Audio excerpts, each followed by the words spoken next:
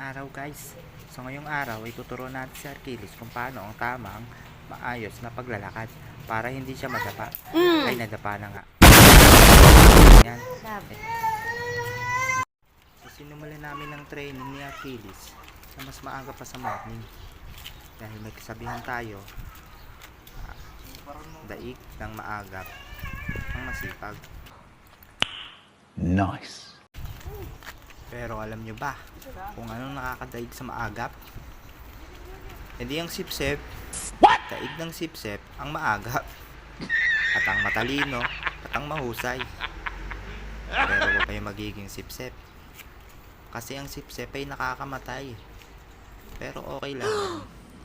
So balik tayo dito. Nakahawak pa siya sa akin. Parang takot na takot siya sa semento.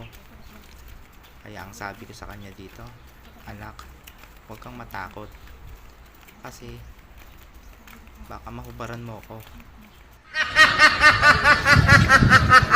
Mukhang malayo na kami. Naka 2 kilometro na ata kami ng takbo.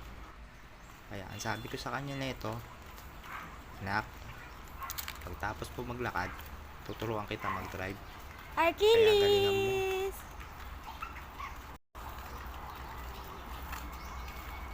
Hala, jogging, wala pang short.